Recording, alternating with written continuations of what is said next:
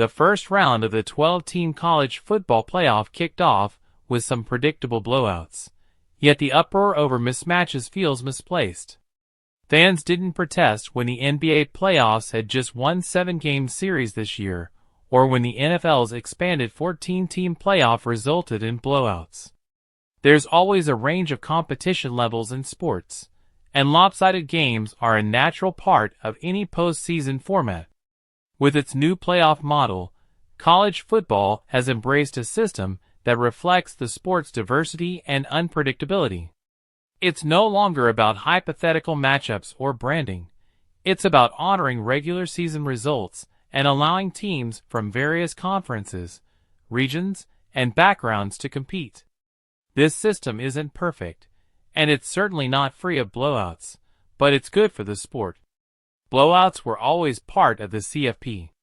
Even in the 14 college football playoff era, blowouts were frequent. Of the first 30 CFP games, 19 were mismatches. The idea that expanding the field would somehow eliminate this is misguided. Notre Dame's dominance over Indiana, Penn State's rout of SMU, and Texas' easy victory over Clemson were predictable, yet these games are part of the process. The deeper rounds will likely feature closer contests as the best teams rise to the top. The selection committee did its job. Criticism of the selection process is also misplaced. The committee followed the criteria set by conference commissioners, choosing teams that best represented their conferences and performed consistently throughout the season.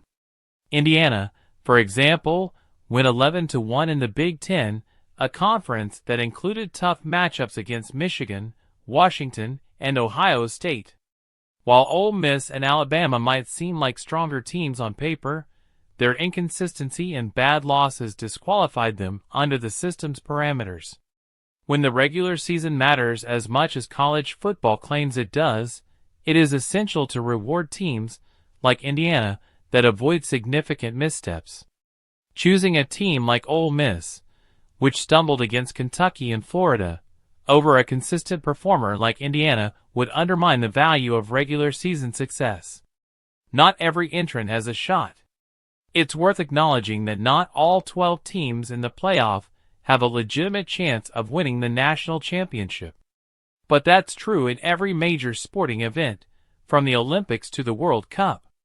Not every athlete or team in those competitions is a serious contender, but their inclusion adds depth and diversity to the field.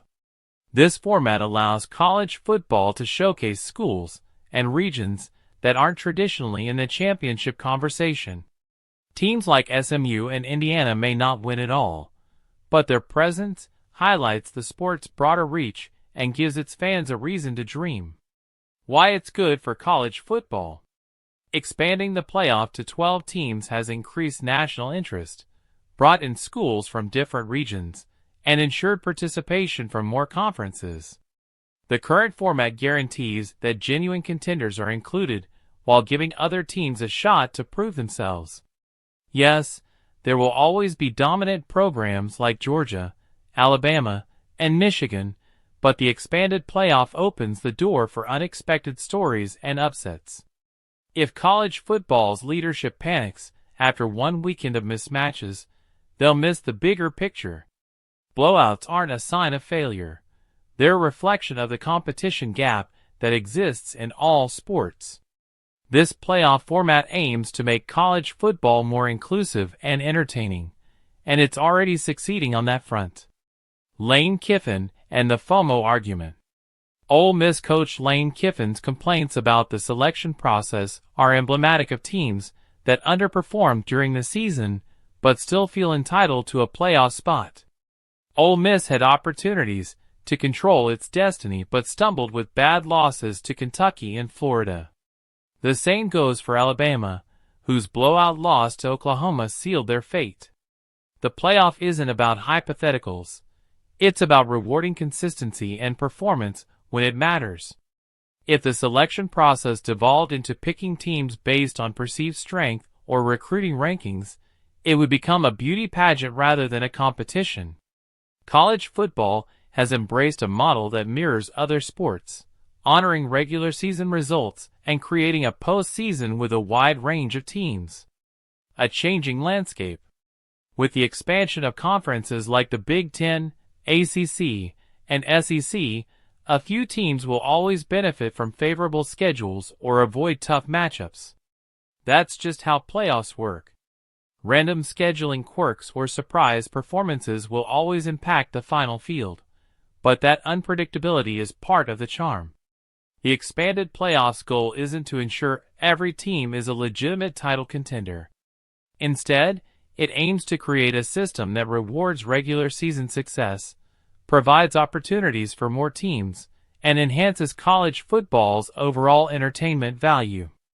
Based on those metrics, the new playoff format is a win for the sport. Looking ahead, the games will get tighter as the playoff progresses, and the best teams will rise to the top. If fans can't handle a few blowouts in the early rounds, they may not love the sport as much as they claim. College football has never been about perfection. It's about the journey, the rivalries, and the unpredictability that make it unique. The first weekend of the 12-team playoff wasn't perfect, but it was a step in the right direction for a sport that has long needed a more inclusive postseason.